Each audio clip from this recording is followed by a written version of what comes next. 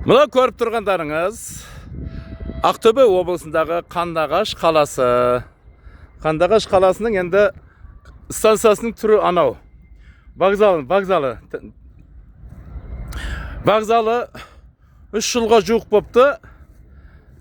Жөндеуден өтіп атқанына әлі белгісіз қай уақытта бітетіні. Барлықтарымызға мәлім, бұл Қандыағашта өте күн суық, қыстың күндері бүрсеңдеп, адамдар кіретін жер таппастан, қай жерге отырарын білместен бүрсеңдеп жүрген адамдар.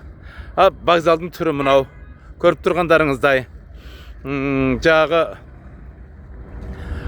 жетім жесір қатынның күнін кешіп тұр. Жесір қатындардың үйі осындай болады. Алқа-салқа, жағы бітпеген, бір жері жұмырылып кеткен, бір жері құмырылып кеткен, сондай болады. Мынау Қандыағаш қаласындағы вокзалдың түрі мынау. Жағы адам тасымалдайтын пойыз келгенше өш жерде жағы отырып тұратын, демалып тұратын, қыстың күндері жылынып тұратын жерлерінің түрі мынау. 3 жылдан астам болды дейді. Бұл әлі жөндеудің үстінде өтіп жатыр. Бірақ жөндеп атқан бірде-бір адам жоқ, жұмыс жүріп атқан жоқ. Көріп тұрғандарыңыздай, мен бағана азанда да көргенмін. Бірде-бір жұмысшы бұл жерде жұмыс істеп атқан жоқ.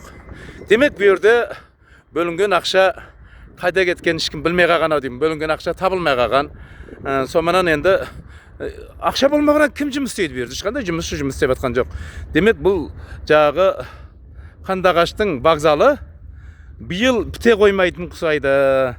Енді сол 50-ші жылы, 60-ші жылдары бітіп қала ма? Мына қайда мына билік ауысқан ең біте ма?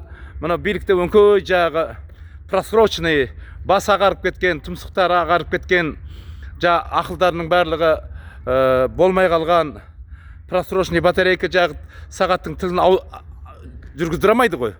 Сол сияқты просрочный шаршаған мейман отырған ақсақалдар осы жұмысты жүргізе алмастан мына тірліктің сиқы мынандай болып тұр. Көріп тұрғандарыңыздай.